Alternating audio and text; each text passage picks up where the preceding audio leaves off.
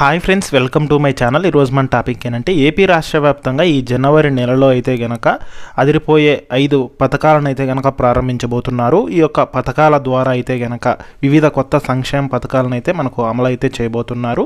So ఏ పథకాలు అమలు చేయబోతున్నారనేది తెలుసుకుందాం. ఈ పథకాల ద్వారా రైతులకు, తల్లులకు, మహిళలకు అయితే గనక డబ్బులు అయితే చేయబోతున్నారు. అలాగే మరికొన్ని అప్డేట్స్ కూడా అయితే రావడం జరిగింది. సో మొత్తంగా ఈ జనవరి నెల పథకాలకు సంబంధించిన అప్డేట్స్ అనేది తెలుసుకుందాం. వీడియోని అయితే చివరి వరకు చూడండి.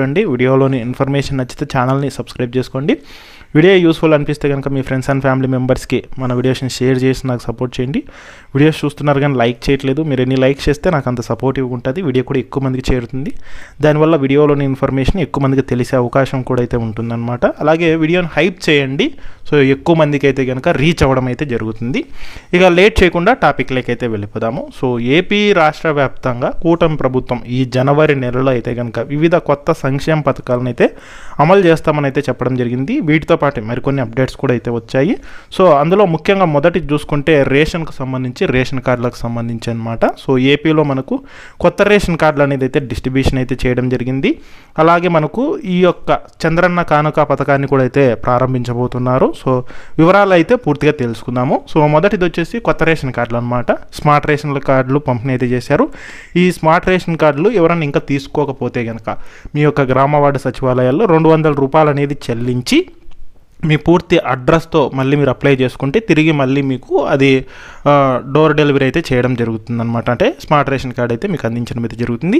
అలాగే రేషన్ కార్డులో ఇంకా ఎవరన్నా ఈకేవైసీ చేసుకోకపోతే, అంటే మీరు బయోమెట్రిక్ వేయడం అనేది వేసుకోకపోతే కనుక వెంటనే వేయండి. సో లేకపోతే కనుక మిమ్మల్ని రేషన్ కార్డులోంచి తొలగించే అవకాశం ఉందని అయితే కనుక చెప్తున్నారు. ఇక తర్వాత అప్డేట్ చూసుకున్నట్లయితే రేషన్ పంపిణీ అనమాట. సో రేషన్ పంపిణీలో ముఖ్యంగా మనకు చంద్రన్న కానుక పథకాన్ని అయితే ప్రారంభించబోతున్నారు. ఈ యొక్క చంద్రన్న కానుక పథకం ద్వారా మనకు గతంలో ఉండేదన్నమాట ఈ పథకము. సో ఇప్పుడు మళ్ళీ తీసుకొని రావడం జరిగింది. సో దీని ద్వారా ఏంటంటే సంక్రాంతికి, క్రిస్మస్కు, రంజాన్కి ఆ యొక్క రేషన్ పంపిణీలో కొత్త సరుకులను అయితే పంపిణీ చేయడం జరుగుతుందన్నమాట.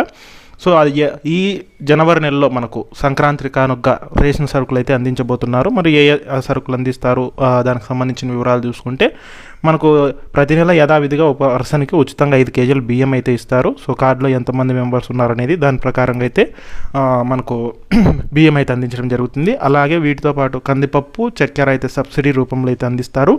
ఇక గోధుమ పిండిని కూడా జనవరి నెల నుంచి అందించాలన్నది కూడా పట్టణ ప్రాంతాల్లో సబ్సిడీకి 18 రూపాయల చొప్పున అయితే కిలో గోధుమ పిండి అందించాలని చెప్పి ప్రభుత్వం ఆదేశాలు జారీ చేసింది. ఇక వీటితో పాటు ఒక్కోసారి మనకు రాగులు కానీ, జొన్నలు కానీ పంపిణీ చేస్తారనమాట. అది ఆల్టర్నేట్గా పంపిణీ చేయడం జరుగుతుంది. ఇక చంద్రన్న కానుక కిట్లో ఏమేమి ఉంటాయి అనేది ఒకసారి చూసుకుంటే మనకు పసుపు, బెల్లము, నెయ్యి, ఉప్పు, ఆయిల్, శనగలు అయితే ఉంటాయి. సో ఆయిల్ ప్యాకెట్ అంటే పామ్ ఆయిల్ ప్యాకెట్, శనగలు అనేది ఇస్తారు, ఉప్పు ప్యాకెట్ ఇస్తారు, నెయ్యి ప్యాకెట్ ఇస్తారు, బెల్లం అనేది 1/2 కేజీ అలా అయితే ఇవ్వడం జరుగుతుంది. పసుపు అనేది అయితే కనుక అందించడం జరుగుతుంది. ఇవి మనకు రేషన్లో ఇచ్చే అవకాశం అయితే ఉంటుందన్నమాట. అలాగే రెండోది చూసుకుంటే పెన్షన్లకు సంబంధించి ఏపీలో ఆల్రెడీ ఎన్టీఆర్ భరోసా పెన్షన్ల పంపిణీ అయితే చేయడం జరిగింది. అందులో భాగంగానే చూసుకున్నట్లయితే కనుక మనకు ప్రతి నెల 1వ తేదీ ఇస్తుంటే ఈసారి అడ్వాన్స్డ్గా 31వ తేదీని ఇవ్వడం అయితే జరిగింది. ఇంకా ఇన్ కేసు ఎవరన్నా పెన్షన్లు అనేది ఏదైనా కారణం చేత తీసుకోకపోతే కనుక సో గ్రామ వార్డు సచివాలయ సిబ్బంది దగ్గరికి ఈ రోజు కూడా వెళ్ళి మీరు పెన్షన్లు అనేది అయితే తీసుకోవచ్చు అనమాట. సో ఇంకా పెన్షన్ అనేది తీసుకోకపోతే తీసుకోవచ్చు. అలాగే పెన్షన్లు అనేది మనకు ఒక జిల్లాకు 200 మందికి కొత్త పెన్షన్లు శాంక్షన్ చేస్తామని అయితే చెప్పడం జరిగిందనమాట. సో అందరికీ కాదు, సో కొద్ది మందికి మాత్రమే జమ చేస్తామని చెప్పారు. సో ఎవరెవరికి జమ చేస్తున్నారు అనేది ఒకసారి చూసుకున్నట్లయితే కనుక దీర్ఘకాలిక వ్యాధిగ్రస్తులకైతే కనుక 200 మందికి పెన్షన్లు శాంక్షన్ చేస్తామని అయితే చెప్పడం జరిగింది. దీంతో పాటు ముఖ్యంగా క్యాన్సర్ రోగులు, దివ్యాంగులు ఉంటారు కదా, సో వీళ్ళకి కూడా అయితే శాంక్షన్ చేస్తామని, అంటే ఎమర్జెన్సీ పెన్షన్ల కింద అయితే వీటిని ప్రకటించడం అయితే జరిగింది. సో దివ్యాంగులకైతే కనుక ఆ యొక్క సదరం సర్టిఫికేట్ అనేది అయితే ఉండాలన్నమాట. సో దానికి అయ్యే ఖర్చును కూడా 40 రూపీస్ని అయితే ప్రభుత్వం రద్దు అయితే చేయడం జరిగింది. సదరం స్లాట్ బుక్ చేసుకొని ఆ సర్టిఫికేట్ తీసుకున్న వారికి అయితేనే దివ్యాంగులకు ఈ యొక్క పెన్షన్లు అనేది అయితే శాంక్షన్ చేస్తారు. సో ఎమర్జెన్సీ పెన్షన్ల కింద సో 200 మందికి, జిల్లాకి 200 మందికి శాంక్షన్ చేయడం అయితే జరుగుతుంది. ఇక వీటితో పాటు కొత్త పెన్షన్లు కూడా, అంటే 50 ఏళ్ళకే మనకు పెన్షన్లు ఇస్తామని చెప్పారు కదా ఎన్నికల హామీల్లో భాగంగా, అది కూడా ఎస్సీ, ఎస్టీ, బీసీ, మైనారిటీ, ఓసీలకు అయితే కనుక అందజేస్తామని చెప్పారు. సో దానికి సంబంధించి విధి విధానాల గైడ్లైన్స్ జనవరి నెలలో ఎప్పుడైనా వెలువడే అవకాశం అయితే ఉందన్నమాట. ఇక మూడోది చూసుకుంటే రైతులకు సంబంధించి అనమాట. ఏపీలోని రైతులకు పట్టాదారు పాసు పుస్తకాలను అయితే పంపిణీ అయితే చేయడం జరుగుతుంది. అంటే రీసర్వే కంప్లీట్ అయినటువంటి గ్రామాల్లో గ్రామ సభలు అనేది ఏర్పాటు చేసి సో వాళ్లకు ఈ యొక్క పట్టాదారు పాసు పుస్తకాలను అందజేస్తామని అయితే చెప్పడం అయితే జరిగిందనమాట. అందులో భాగంగా ముఖ్యంగా మనకు ఈ రోజు నుంచి జనవరి 9వ తేదీ వరకు రాష్ట్రంలో 21.80 లక్షల పట్టాదారు పాసు పుస్తకాలు పంపిణీ చేయనున్నట్లు రాష్ట్ర రెవెన్యూ శాఖ మంత్రి అనగాన సత్యప్రసాద్ అయితే వెల్లడించారు. సో ప్రభుత్వ రాజముద్రతో కొత్తగా ముద్రణ చేయబడి ఉంటుందని అయితే చెప్పారు. ఈ గ్రామ సభలు అనేది ఏర్పాటు చేసి అక్కడ ఈ యొక్క పట్టాదారు పాస్ పుస్తకాలని తీస్తారు. ఒకవేళ ఏదైనా అందులో లోపాలు కానీ తప్పులు కానీ మిస్టేక్స్ కానీ ఏమైనా ఉన్నట్లయితే కనుక అక్కడే తహసీల్దార్ వారి వద్ద అయితే కనుక కరెక్షన్స్ కూడా అయితే చేపిస్తామని అయితే చెప్పడం అయితే జరిగింది. సో ఇవి పట్టాదారు పాస్ పుస్తకాలను అయితే ఈ రోజు నుంచి 9వ తేదీ వరకు అయితే ఇస్తారు. ఇక తర్వాత అప్డేట్ చూసుకుంటే ముఖ్యంగా ఏపీలోని స్కూళ్ళకు సంబంధించి సంక్రాంతి సెలవులను అయితే ప్రకటించడం జరిగిందనమాట. ఏపీలోని స్కూళ్లకు సంక్రాంతి సెలవులు ఖరారయ్యాయి. జనవరి 10వ తేదీ నుంచి 18వ తేదీ వరకు మొత్తంగా 9 రోజుల పాటు ప్రభుత్వ ప్రైవేటు పాఠశాలకు సెలవులు ఇస్తున్నట్లు విద్యాశాఖ అధికారులు అయితే తెలిపారు. ఇక జనవరి 19వ తేదీన అంటే తిరిగి సోమవారం రోజున పాఠశాలలు ప్రారంభమవుతాయని వెల్లడించారు. ఇంకా కాలేజీల గురించి అయితే కనుక ఎలాంటి ప్రస్తావన అయితే చేయలేదు. ఓన్లీ స్కూళ్ళకు సంబంధించి సంక్రాంతి సెలవులను అయితే కనుక ప్రకటించడం అయితే జరిగింది. ఇక తర్వాత పథకం చూసుకుంటే రైతులకు సంబంధించి అనమాట. ఏపీలోని రైతులకు ఒకేసారి 2 పథకాలకు సంబంధించిన నిధులు సంక్రాంతి కానుకగా అయితే విడుదల చేయబోతున్నారు. సో ఏపీలో మనకు అన్నదాత సుఖీభవ పీఎం కిసాన్ పథకాల ద్వారా అయితే కనుక ఈ నిధులు అయితే విడుదల చేయబోతున్నారు.